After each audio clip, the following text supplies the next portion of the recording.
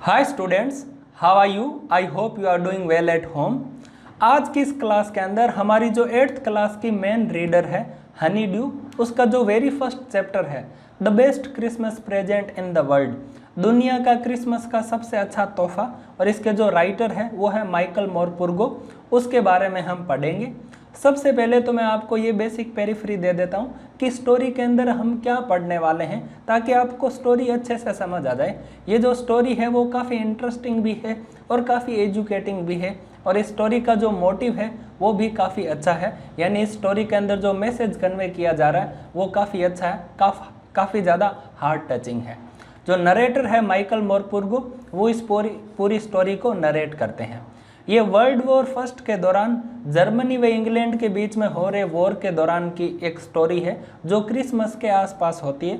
इसीलिए जो स्टोरी का जो टाइटल है वो है the best Christmas present in the world.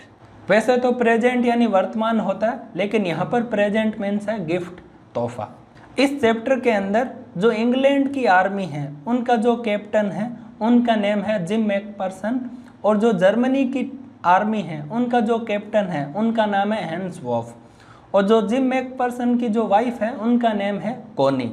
और कोनी के अलावा और उसके अलावा जो नरेटर है माइकल मोरपुर्गो, टोटल जो मैन है वो 4 कैरेक्टर्स हैं, और इन्हीं के आसपास जो स्टोरी है वो रिवॉल्व करती है।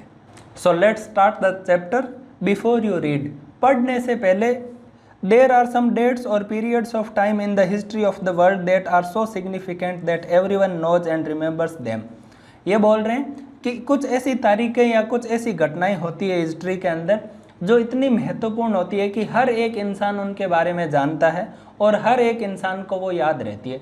एग्जाम्पल के तौर पर world war first, world war second, तो दुनिया के हर एक इंसान को जो एजुकेटेड है या जो पढ़ाई से रिलेटेड थोड़ा ध्यान रखता है उसको वर्ल्ड वॉर फर्स्ट व वर्ल्ड वॉर सेकेंड के बारे में ज़रूर पता है। The story you will read mentions one such date and event. ये जो स्टोरी है ये भी एक ऐसी डेट को और एक ऐसे इवेंट को मेंशन करेगी, यानी उसका जिक्र करेगी। A war between the British and the Germans in 1914। 1914 के अंदर वर्ल्ड वॉर फर्स्ट के दौरान ब्रिटिश और जर्मन्स के बीच में जो वॉर है वहाँ का एक इवेंट है। Can you guess which war it was? Obviously ये वर्ल्ड वॉर फर्स्ट की बात है। सबसे पहले मैं आपको कुछ हार्ड वर्ड्स है इनको करवा देता हूँ। स्पॉटेड इट का मतलब है सो इट, किसी चीज़ को देखने को स्पॉटेड इट भी बोल सकते हैं। स्कॉर्च मार्क्स का मतलब है बर्न मार्क्स। कोई लकड़ी वगैरह है या कोई टेबल है वो अगर जल जाती है तो उसके ऊपर जो जलने के निशान होते हैं उनको आप स्कॉर्च मार्क्स बोल सकते हो।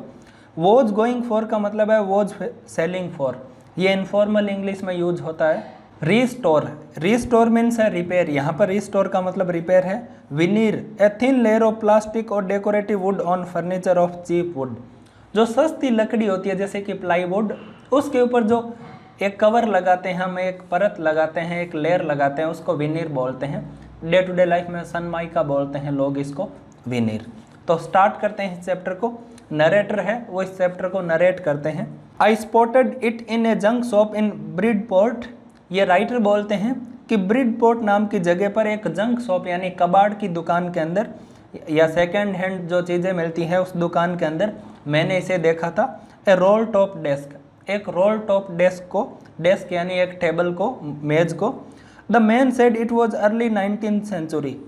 जो उस जंक शॉप का ओनर था उसने कहा ये 19वीं शताब्दी के शुरुआत के समय की है। एंड ओक, और ओक की लकड़ी की बनी हुई है। आई हैड वॉन्टेड वन, मुझे एक ऐसी रोल टॉप डेस्क है वो परचेज करनी थी।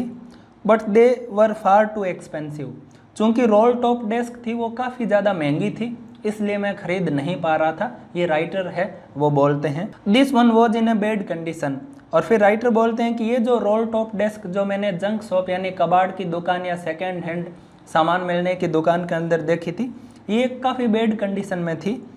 The role top in several pieces, उसका जो ऊपर वाला भाग था रोल टॉप वो कई पीसेज में था, यानी अलग अलग भागों में था, टूटा हुआ था। वन लेग क्लमजिली मेंडेड, और उसकी जो एक टांग थी उसको काफ़ी गंदे तरीके से सुधारा गया था, यानी वो टूट गई थी। Scotch marks all down one side, और एक साइड में ना बर्न मार्क्स थे, यानी टेबल है वो जली हुई थी। It was going for very little money, और ये नए के बराबर पैसों में यानी बहुत कम पैसों में, बहुत कम धन के अंदर बिक रही थी। I thought I could restore it. Restore means repair हो गया। मुझे लगा कि मैं इस टेबल को रिपेयर कर सकता हूँ, इस डेस्क को रिपेयर कर सकता हूँ। It would be A risk, हो सकता है ये एक रिस्क हो, मैं रिपेयर ना कर पाऊँ और जो भी मैं मनी खर्च करूँ या जो पैसे खर्च करूँ वो वेस्ट हो जाए। ए चैलेंज, और इसको रिपेयर करना मेरे लिए एक चैलेंज भी होगा। But I had to have it, चूँकि इनको रोल टॉप डेस्क लेनी थी और इनके पास इतने पैसे नहीं थे कि उनको उस एक नई रोल टॉप डेस्क को खरीद सके।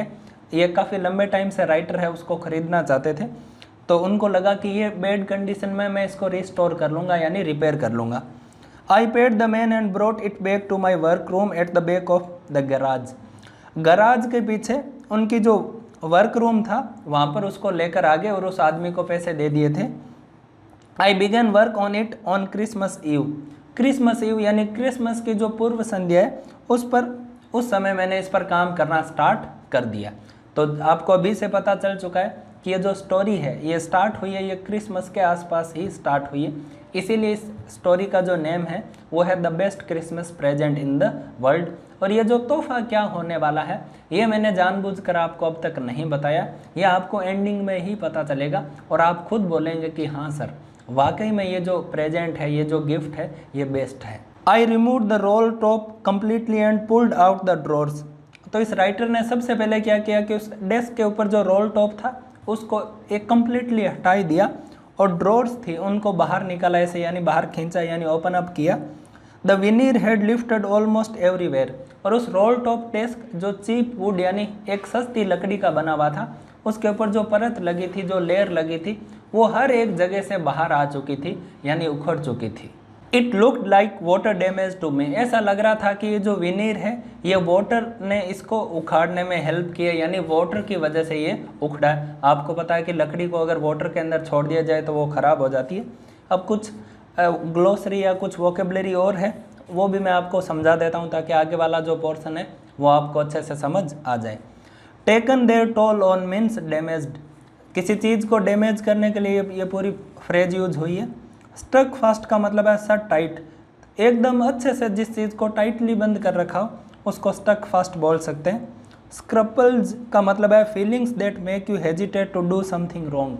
हमारे अंदर जो नैतिकता होती है उसको आप स्क्रपल्स बोल सकते हैं। Both fire and water had clearly taken their toll on this desk. इस डेस्क के ऊपर पानी और आग दोनों ने इस डेस्क को काफ़ी नुकसान पहुंचाया था। The last drawer was stuck fast. और उसने वैसे तो सभी ड्रॉर खोल लिए थे लेकिन जो लास्ट ड्रॉर था वो काफ़ी ज़्यादा वहाँ पर एकदम अच्छे से चिपका हुआ था, एकदम अच्छे से वो खोल नहीं पा रहा था writer. I tried all I could to ease it out gently. पहले तो राइटर ने अपनी पूरी ताकत लगा दी उसको जेंटली यानी धीरे धीरे खोलने से, एकदम सही से खोलने के लिए। In the end I used brute force. लेकिन फिर भी वो जो लास्ट ड्रॉर था वो ओपन अप नहीं हुआ तो उसने ब्रूट फोर्स यानी बहुत ज़्यादा ताकत लगाई।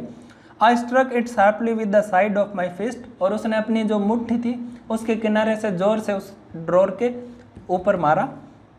And the drawer flew open to reveal a shallow space underneath.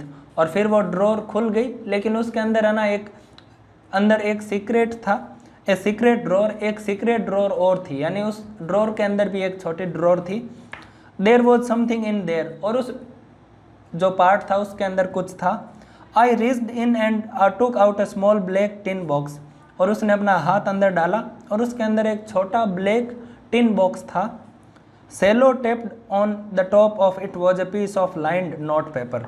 और उसके ऊपर सेलो टेप से लगा हुआ एक नोट पेपर था। And written on it in shaky handwriting. और इसके ऊपर जैसे सेकी हैंड राइटिंग होती है ना, कांपते हुए जो हाथों से हम लिखते हैं उसको सेकी हैंड राइटिंग बोलते हैं। जिम्स लास्ट लेटर रिसीव्ड जनवरी 25, 1915। इसके ऊपर लिखा था जिम्स लास्ट लेटर यानी जिम का आखिरी पत्र। मैंने आपको बताया था स्टोरी के स्टार्टिंग में और मैं एक बार और बता देता हूँ कि जो इंग्लैंड की आर्मी है उनके जो कैप्टन हैं उनका नेम है जिम मैकपर्सन और ये उन्हीं का लेटर है। रिसीव्ड और ये 25 जनवरी 1915 को रिसीव हुआ है। To be buried with me when the time comes. और जिसने भी ये चिपकाया है वो ये कह रहा है कि जब मैं मरूं यानी जब मेरी डेथ हो तो मेरे साथ इसको दफना दिया जाए। I knew as I did it that it was wrong of me to open the box. तो ये जो नरेटर है इनको लगा कि इस बॉक्स को ओपन करना गलत बात है, क्योंकि इस बॉक्स के अंदर क्या है, ये किसी दूसरे इंसान की प्रॉपर्टी है या किसी दूसरे इंसान की चीज़ है, और मुझे उसको ओपन करना, उसको खोल कर देखना नैतिकता की वजह से अच्छी बात नहीं है। But curiosity got the better of my scruples. पर आपको पता है कि इस प्रकार की जो घटना होती है या कोई पुरानी चीज़ हमें मिलती है तो हमारे अंदर जिज्ञासुता होती है कि हम उस जिज्ञासुता की वजह से उस चीज़ को, नैतिकता की वजह से हो सकता है कि उस चीज़ को हमें नहीं देखना चाहिए, फिर भी हम क्यूरियोसिटी की वजह से यानी जिज्ञासुता की वजह से उसको देख लेते हैं। इट यूजुअली डज, और ऐसा ही सामान्यता होता है। Inside the box there was an envelope. उस बॉक्स के अंदर एक लिफाफा था। द एड्रेस रेड, और उस लिफाफे के ऊपर जो एड्रेस था वो था मिसेस जिम मैकपर्सन, जो इंग्लैंड की आर्मी के कैप्टन हैं जिम मैकपर्सन। उनकी जो वाइफ है वो हो गई मिसेस जिम मैकपर्सन, यानी उनकी वाइफ का नेम लिखा था। 12 copper beeches, 12 copper beeches, Bridport, Dorset, ये एड्रेस था। I took out the letter and unfolded it. तो उन्होंने उस एनवेलोप के अंदर से लेटर को निकाला और उसको अनफोल्ड किया यानी ओपन किया। It was written in pencil, और वो जो लेटर था वो पेंसिल में लिखा गया था। And dated at the top December 26, 1914, 1914 December 26। और जो इस लेटर के जो उस टिन बॉक्स के ऊपर जो डेट लिखी थी यानी टिन बॉक्स के ऊपर वो थी January 25, 1915, और उस लेटर के ऊपर जो डेट लिखी थी वो थी December 26, 1914। अब तक जो हमने पढ़ा है उसके बारे में 2 क्वेश्चंस है, वो हमारे कॉम्प्रीहेंशन चेक के लिए है यानी अंडरस्टैंडिंग चेक के लिए है। तो सबसे पहले मैं क्वेश्चन को रीड करता हूँ और आपको वीडियो को पॉज करके सोचना है कि इसका आंसर क्या है, ताकि आपको पता चल सके कि अब तक की जो स्टोरी हमने रीड की है तो क्या अब तक की स्टोरी आपको समझ आ चुकी है। और काफ़ी बेसिक स्टोरी है। एक नरेटर होता है, जो स्टोरी का नरेटर है उनको एक रोल टॉप डेस्क चाहिए। चूँकि रोल टॉप डेस्क काफ़ी महंगी है इसलिए वो इसको ख़रीद नहीं पाते हैं। फिर जंक शॉप पर वो एक second hand role top desk देखते हैं। इसकी कंडीशन तो काफ़ी ख़राब है लेकिन वो इसको लेकर आ जाते हैं। घर पर आकर वो उसका रोल टॉप हटा देते हैं, ड्रॉर खोलते हैं और एक ड्रॉर आसानी से खुलता नहीं है, उस ड्रॉर को वो बाय फोर्स खोलते हैं। उसके अंदर एक सीक्रेट ड्रॉर और होता है, उसके अंदर एक स्मॉल ब्लैक टिन बॉक्स होता है और उसके अंदर एक एनवेलप होता है और उस एनवेलप के अंदर एक लेटर होता है। अब तक की स्टोरी में हमने यही सुना है, यही सीखा है और यही पढ़ा है। तो हमारा जो सबसे पहला क्वेश्चन है, what did the author find in A junk shop. Author को जंक शॉप में क्या मिला था। तो एकदम ऑब्वियस सी बात है, the author found a roll top desk in A junk shop. उनको जंक शॉप के अंदर एक रोल टॉप डेस्क मिली थी। It was made of oak would, और ये ओक लकड़ी की बनी हुई थी। And it was in A bed condition, और ये एक बेड कंडीशन में थी, यानी इस रोल टॉप डेस्क की जो कंडीशन थी वो अच्छी नहीं थी। काफ़ी इजी है और आपको आसानी से समझ आ भी गया है। अब सेकंड क्वेश्चन क्या है उसको भी समझ लेते हैं।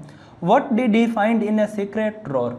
उनको सीक्रेट ड्रॉर के अंदर क्या मिला था, एक स्मॉल ब्लैक टिन बॉक्स मिला था। Who do you think had put it in there, और इस स्मॉल टिन बॉक्स को किसने वहाँ पर डाला था। तो मिसेज मैकपर्सन है, उन्होंने इसको वहाँ पर रखा था। He found a small black tin box in a secret drawer. Secret drawer के अंदर उनको स्मॉल ब्लैक टिन बॉक्स मिला था। It had a letter in it, और इस स्मॉल टिन बॉक्स के अंदर एक लेटर था। Mrs Connie McPherson had put the letter in it. Mrs McPherson बोल दीजिए, मिसेज जिम मैकपर्सन बोल दीजिए या मिसेज कॉनी मैकपर्सन बोल दीजिए, तीनों का मतलब सेम ही है। और ये जो इंग्लैंड की जो आर्मी के कैप्टन हैं मिसेज मैकपर्सन, उनकी वाइफ है। तो अब तक की स्टोरी आपको समझ आ चुकी है। 2 क्वेश्चंस है, उनको भी हम अच्छे से सीख चुके हैं। नेक्स्ट क्लास में मिलते हैं स्टोरी के अगले पार्ट के साथ।